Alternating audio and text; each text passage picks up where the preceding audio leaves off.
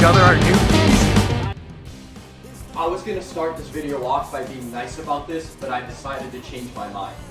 That people need to be held accountable for the wrongs that they've done, and in my 26 years of living, which isn't long at all, unfortunately, I've seen far too much of this, and I've decided that Tim Regan in Derry, New Hampshire needs to be held accountable for his actions.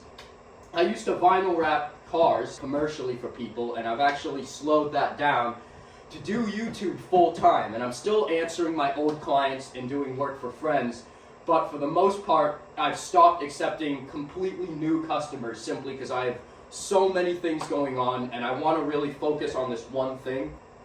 How can you want to start a business and tarnish your name, ruin your integrity, ruin your honesty? You want to make them happy, and your name is on your product. So why on earth, if people are going to go drive around your billboard? I don't want to do this, but I feel like I've been forced to do this. And anyway, now we're going to get into the video. Yo, what are the odds the kid that I sold the car to is pulling up? Dude, what's up, dude? What the hell? Dude, I just got this shit on the road today, bro. Guys, I really wish I could make all of this up. I just left bro, and then this bro pulls in. I can't even make this up. You can't plan this. We don't even answer each other's phone calls. No. And this just... We're both too busy. I can't believe this. We're with Wizzy in Kingston, New Hampshire. He's in the Q3. We're about to drive home the 335 for the first time. I just picked this car up from Noah Hendrick. Really, really cool dude. I don't remember the exact color code. I'll get into all that a little later. But it's got 89,000 original miles on it. It's a 6-speed manual. Unfortunately, it doesn't have iDrive, but you know, beggars can't be choosers. We are currently cleaning out the 335. There's an astronomical amount of junk in here. It's been serviced at BMW, but there is a spare radiator hose and a whole radiator back here. So he said I can sell that. I can do whatever I want with it. It comes with this kind of crappy wing. I don't know, but all of this crap has to go. The amount of stuff that was on the side of this floor is crazy. It's got the 335 all cleaned up. It looks significantly nicer. It's about the quickest job that we could have done. Nothing serious, but the carpets are clean. Let me fold this back. Looks a hell of a lot better, and I'll show you the trunk. It's a whole lot cleaner. No surprise, as you can tell from my other videos, I'm definitely short. For the record, I'm 5'4", with my boots on, maybe 5'5.5", 5'6". And we are in our newly acquired space gray metallic over coral or classic red. I'm not exactly sure. One of you probably knows better than me, but this is a 2010 last model year of the N54 twin turbo 335i 6-speed manual rear wheel drive. I have never owned one of these cars, and I've always been slightly curious, but I've never been in the position to be able to afford one because they're actually quite expensive.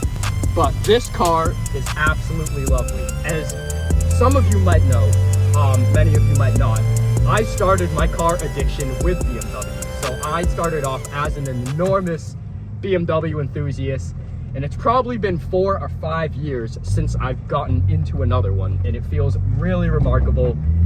My friends do have them, so I get to experience them, but I haven't had my own in a lot of years. Really just a fantastic car. It feels great. It's got power.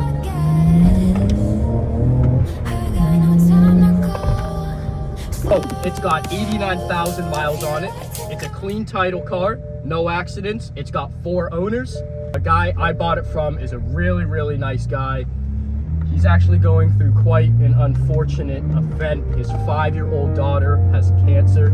He is a year younger than me, and they actually have a GoFundMe to raise funds to pay for her medical bills, and I will drop that link in the bio. I feel extremely for him. It's just a tragic scenario. So this car is a factory M Sport package. It's got a tune on it, intakes, a blow-off valve, short throw shifter, a P3 V3 gauge, and a muffler delete. But it's not flawless. It has an exhaust leak. I've got to buff the headlights, and I've got to buff the inner tail lights. Check this out.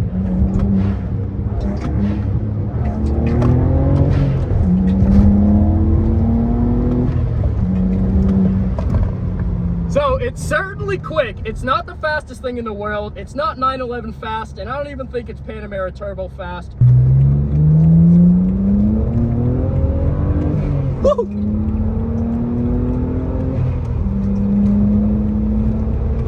Because this is here.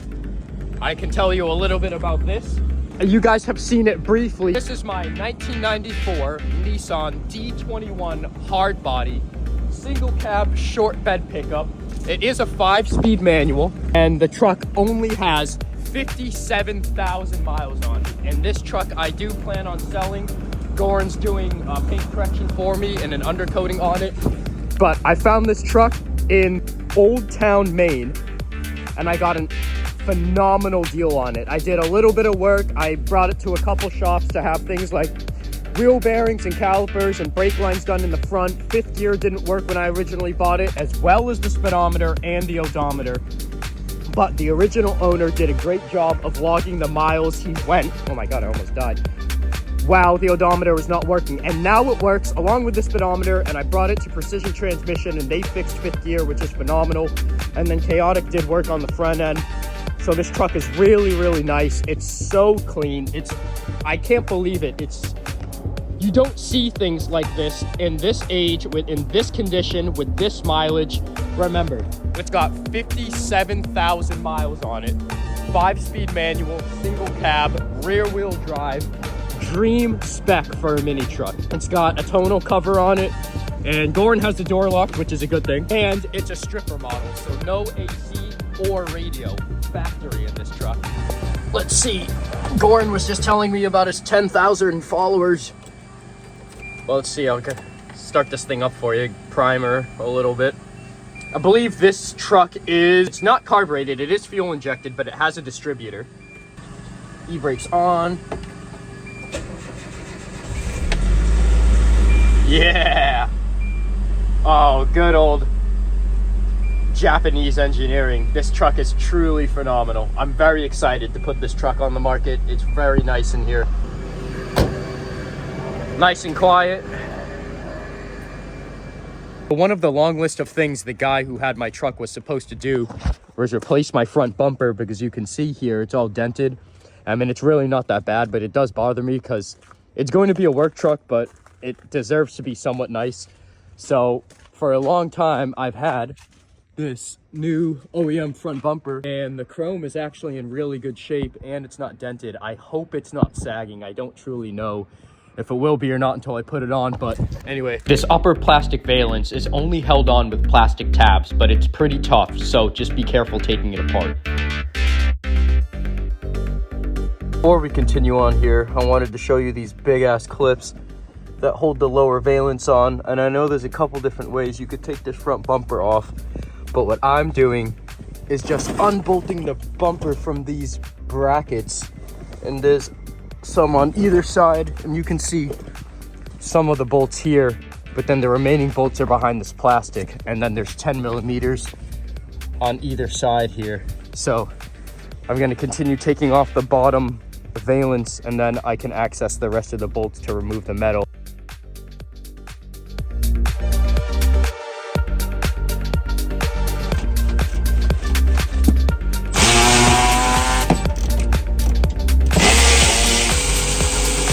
So these bolts holding on the bumper probably been on there since the truck was new in 2003. So I sprayed a little PV blaster on them before I took them off with the gun.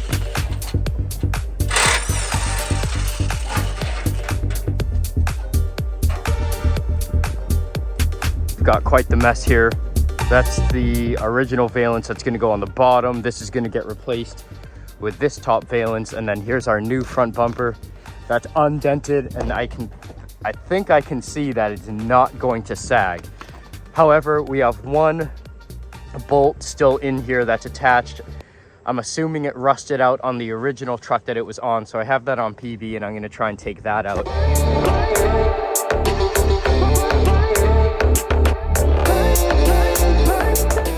Now, it's obvious that when putting the metal back on, that it's level, at least as best as it can be. But let me tell you, these plastic retaining clips that hold on this lower valance are an absolute pain in the ass. They completely suck to put back on.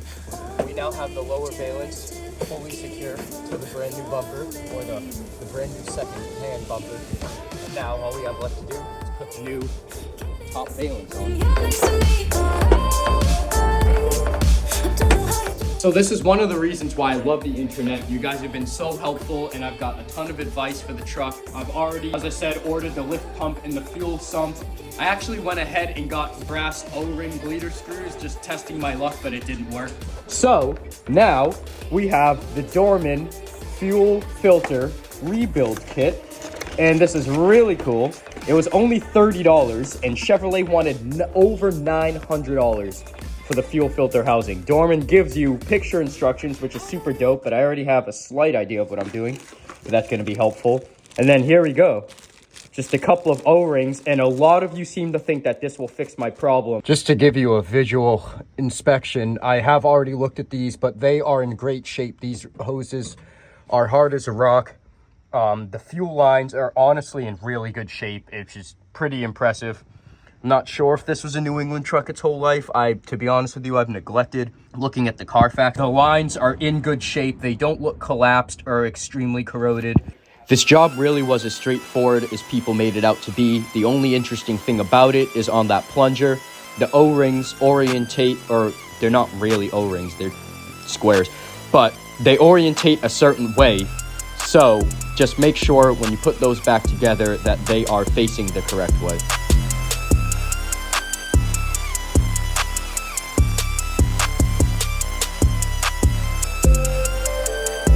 Hopefully I did this correctly. I just finished the fuel filter housing O-ring and gasket kit.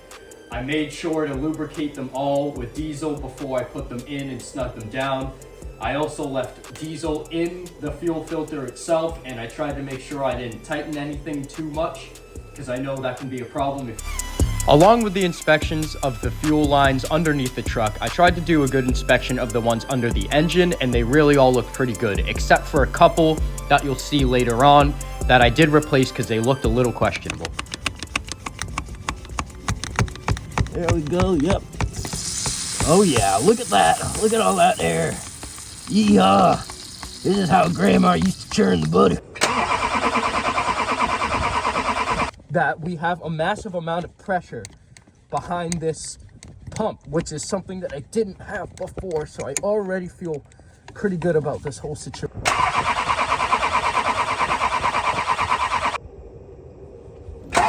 At this point, the truck is now dying, and there's still quite a few things left that I need to try, and you'll see later, we're gonna try this a few more times. Half of my fuel tank on the ground, so that's good. Yeah, all the animals gonna come in and die. Yeah. Fuel tank on the ground. That's awesome. So at this point, I've now tried to crank the truck so much that the batteries are dying. So I've got to plug in the battery charger and try this again another day. So this truck has been the biggest pain in the ass, probably the biggest pain in the ass I've ever had in my whole life, other than maybe losing my father. You guys have seen all of those failed attempts that I've had. I am far from a mechanic, and I don't want to be labeled as one. I actually hate working on cars. I just love taking things apart. Now you're seeing me try all these different things, and I know what you're thinking. Oh, it's the injector. Stop being an idiot. Well, one, the truck's got 224 on it, and the injectors were done at 185. 2, it doesn't haze at idle, and 3, the oil doesn't smell like diesel, so I don't think there's diesel leaking through the injector seals. I've also already tried unplugging the fuel pressure regulator, which I know will bypass and shoot a ton of PSI in it, and that didn't work either. A good buddy of mine I used to go to high school with gave me a genius recommendation. So you take a hose and put it on the filter side of a shop vac, and then you stick it in the fuel tank, kind of acting like a lift pump, so shoving fuel to the motor. So we're gonna see if that works. This is in much worse shape because I did this, but one of my suspicions of air leaking in was this very brittle, very short piece of rubber hose that went from the Ficum to the CP3. So I have a spare piece of hose. I'm gonna section this out and try and make a new section for the Ficum. So it's loud now, but we have the vacuum on, and check this out. This is actually really cool. So you can see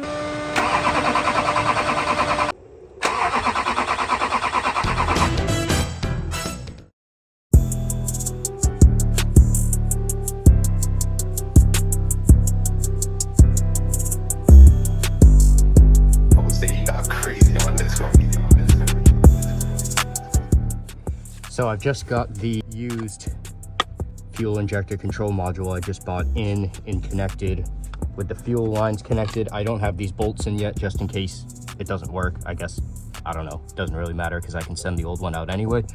But now we are going to bleed the fuel system.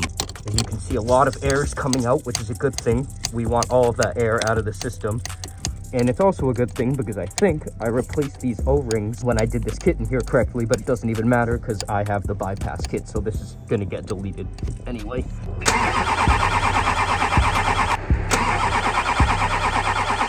So Trevor very generously loaned himself to shove himself inside of my truck, trying to get to the fuel sending unit.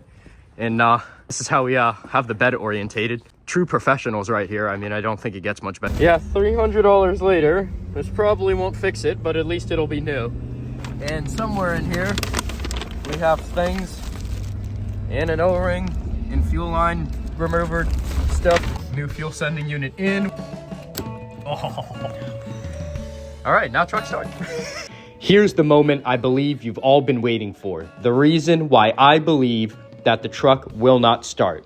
Now, before we get into that, if you remember from the last video, this truck I dropped off to a quote-unquote diesel mechanic in Derry, New Hampshire 5 months ago, and the problem was never fixed or resolved, and I actually ended up having to tow the truck back myself with AAA back to my house. And it's now been in my possession for a little over a month.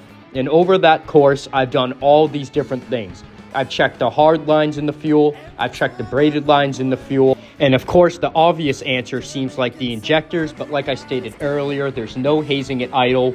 When I did start this truck with ether, not very often, but there was no hazing, and there is no diesel smell in the dipstick, so there is not diesel getting into the oil. On top of that, the fuel injectors were replaced about 39,000 miles ago. I have inspected the entire wiring harness, including all the common places where they break or crack. I've inspected all the grounds and of course the relays and the fuses. The fuel sending unit, crank position sensor, filter housing O-ring rebuild, and a bunch of fuel lines have been replaced, which leads me to believe that the very last thing preventing this truck from starting is the CP3 diesel injection pump. And the reason I think that is because the truck will run, and we didn't do this often, but with the ether, it runs good, which means there's no air leaks in the fuel system because it would shut off immediately. And then also, when the truck's at top end, it cuts fuel, which believes me to think that it is the CP3 pump. Even if the fuel pressure regulator is good, it doesn't mean that the CP3 pump is. And even with a working fuel pressure regulator, a faulty CP3 will still not allow the truck to start up, basically sending enough PSI into the injectors because a diesel only needs air and fuel to start, unlike a gasoline combustion engine.